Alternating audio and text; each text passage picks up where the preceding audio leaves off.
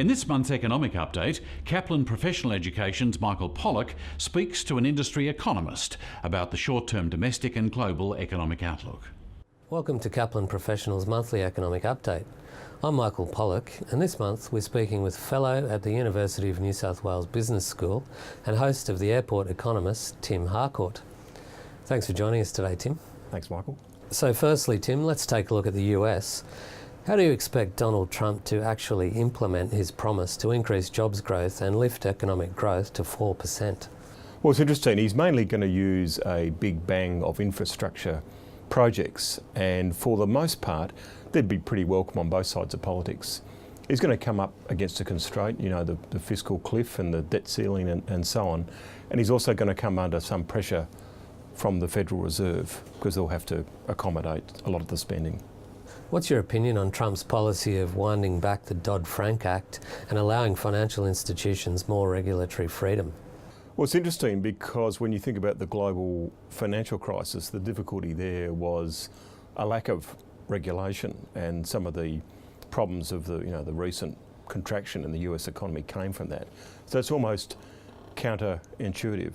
I think what he's hoping is that the employment growth that America will get, unemployment's almost 4.8% now, that the employment growth he'll get a lot of the credit for, regardless of what he does with financial regulation and trade. Turning to China, what's the likelihood of a US-China trade war in your opinion, and what are the likely outcomes for the Australian economy? It's interesting with Trump. I think he's really using the bully pulpit via Twitter, as Teddy Roosevelt would have done 100 years ago, I suppose, to persuade American companies to keep jobs in Michigan and Wisconsin and in the Midwest, where he got a lot of votes. So I think he wants to avoid the tariffs on Chinese goods as much as possible, but if he does that, then I expect that China can either retaliate, we'll get a full-blown trade war, or China might actually sit back and pick off all the agreements that Trump has withdrawn from. I think for Australia, we're either going to get blown apart by a full-blown trade war, as an open economy would be, like any open economy would be, but it could actually work the other way. It could be seen that America is isolationist under Donald Trump, America's withdrawing from the world trading system, and Australia will be seen in Tokyo and Beijing and Seoul and New Delhi as a reliable trading partner and a sustainable, regular supplier of food and energy security, food security, are what these nations are all about. So it actually could play quite well for Australia. So how sustainable or unsustainable is China's policy of relying on the expansion of credit in the financial system to reach economic growth targets? I think China's still got a pretty immature financial system. I think that's why a lot of Australian banks and insurance companies have done a lot of capacity building in China. So I think there are credit bubbles and there are risks in housing, but China's quite aware of that, so they're trying to develop their financial sector so they don't have that sort of issue. I think one of the main issues with China is domestic wage and price inflation. Once upon a time when I went to China, I'd say, do you have workers' compensation? They'd say, no, the workers' breaking thing, they don't have to compensate us. Now they say, there's a lot of labour market tightening, we can't get people for factories, they want to work in air-conditioned offices and so on. And so that's putting pressure on wages and prices, which China's very aware of with the expansion of credit. Looking at Europe, what's the likely process once Article 50 has been passed by the UK Parliament? Well, there's been some hiccups in Europe, of course, with the Harcourt decision, but it's now gone back to Parliament. I think Britain's in a position where what it really has to do is pull itself out of some of the excess red tape and bureaucracy of Europe, but still maintain the benefits of being a trading partner, which is what the European Union originally was. And so the challenge for them, I think, is to maintain some of those trade and investment links with Europe, but to go out and expand to make trade agreements with the USA and Australia and the rest of the Asia Pacific. So that will be the main challenge facing the UK. In some ways, Australia's been let off the hook because we haven't had the same intense British competition in Asia because Britain's been so focused on Europe. That's now going to change. With populist parties gaining support in Germany, France and the Netherlands, to what extent do you expect them to shake up the elections in those countries this year?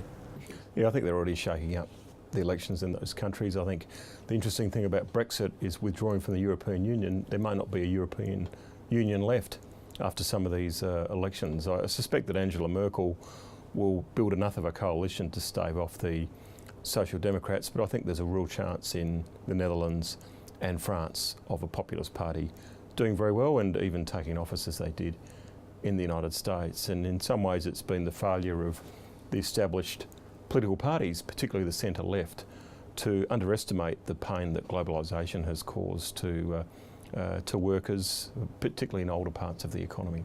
And finally, to the domestic situation. With the US abandoning the TPP, can the deal go ahead, and what does it mean for the future of Australia's trade with Asia?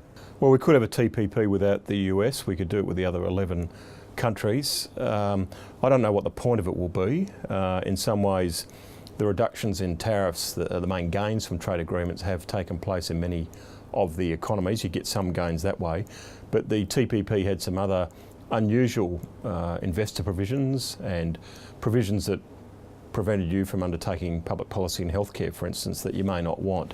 It could be that there'll be a regional comprehensive economic partnership with China that may take the place of a TPP. I suspect that China's pretty pleased that Donald Trump doesn't like the TPP, because China saw it as America and Japan trying to reassert themselves in the Asia Pacific. So Tim, in your opinion, could Donald Trump's histrionic style of statesmanship do any real damage to the Australia-US alliance, or is it strong enough to be not significantly affected?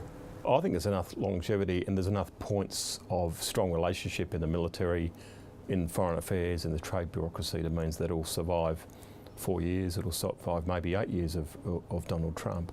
I think it's probably made the practitioners of statecraft a little bit nervous, because they're used to things being under the table and nuanced and understated, whilst the Commander-in-Chief of the United States is just going full bore on Twitter. In some ways, it will have to make diplomats quicker and more efficient. Might be a good thing. I certainly think that Joe Hockey in Washington will have a much bigger job to do under President Trump than maybe he would have anticipated when he took up the position. What strategy should Australia take in foreign policy terms as it attempts to get the balance right between its needs for Chinese prosperity and American security? Well, I think still our economic diplomacy is going to be focused on Asia. I think we do have to watch for more intense competition from the UK now they've got out of the European Union straitjacket.